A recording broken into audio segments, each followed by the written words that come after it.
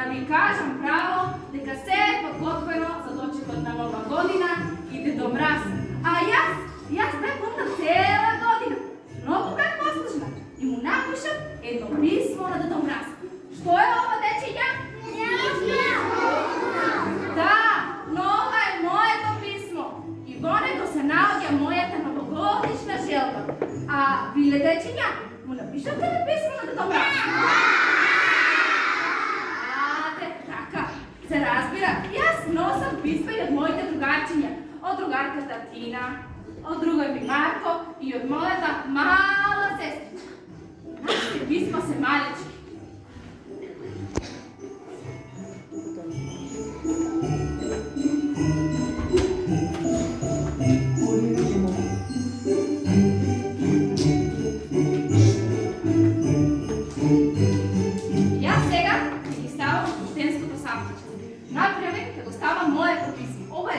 Моето писмо. Ова е на другарката Тина. На другар ми Марко. И на мојата мала сестричка. Порека, која си ти? Јас сум Мија. Многу ме исплаши. Јас сум Сара. Ти мене ме исплаши. А ти што носиш? За писмо. Па навистина писмо. Но ова не е обично писмо. Ова е писмо до Дедо Мраз. Па многу е големо. Големо? Па и нема големо. Не. Јас и моите другарчиња напишавме писмо. Но нашите писма беа малечки. Не беа толку големи. Ми вика било големо. Па што беа големо? Каде е поштенското сандуче? Каде си тргнала? Како каде? Да го извртам писмото до Дедо Мраз. Ама ти реков, многу е голем. Не може да се собере. Ке се собере? Не, нема да се собере. Ке се собере. Не може да се расправам со тебе. Ако ме слушате Дедо Мраз, може би нема да ми донесе подарок. И мене, ако ме слушате, може и на мене нема да донесе. Сега ти видиш.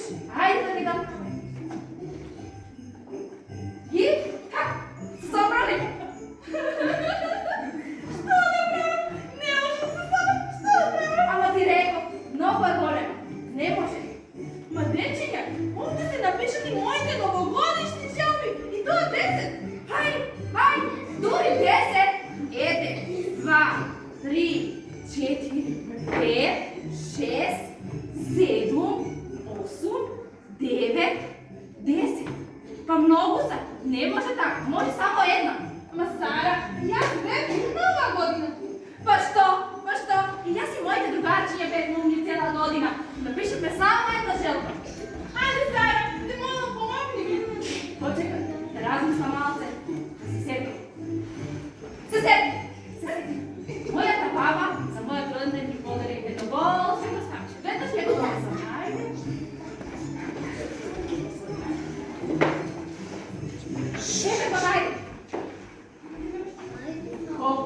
Фокус, абракадабра. Ништо не се случи. Ма ти реков, Сара, многу е голем. Ајде, Соня, да смисли само една желба. Ајде. Ла. Многу сум среќна. Леле, другарчиња мои, колку сум среќна. Колку сум возбудена. Очекам Дедо Мраз. Цела година ме будна и послушна. Ќе слушам моите родители. Го јадем секое јадење дома. А исто така им помагам. А ги слушам и моите вредни учителки во градинка. Исто така и со моите другарчиња си играм. Им давам од играчките мои, но и тие ми даваат.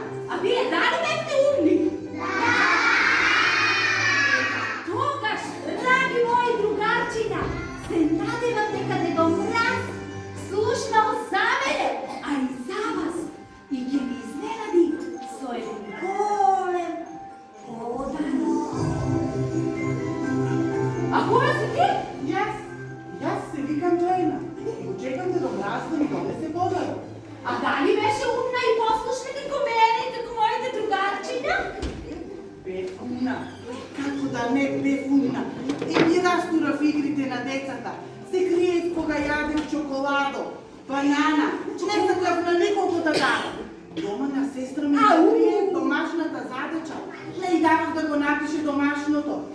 Ах, мама и тато, кога ми направя смути или сок от свежо овоще, скришно го изтурах, никой да не ме види. Да, не да, ядам да. смути, само да ладам.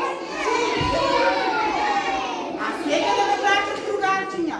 Дали с оваквото мое описуване ти добиям плода по домраз? Не! Значи, трябва да видам муда и послушна. Хайде да се лискаме! Да се лискаме! Време се!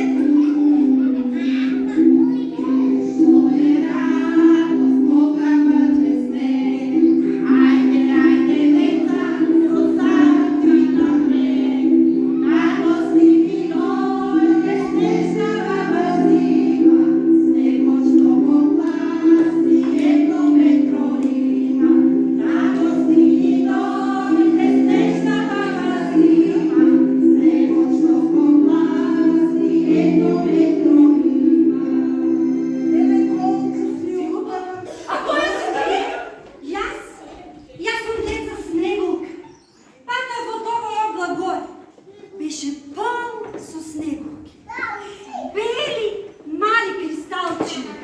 Моите сестрички ветрот ги однесе на едната страна, на другата страна, а мене ветрот ме носеше и ме донесе овде.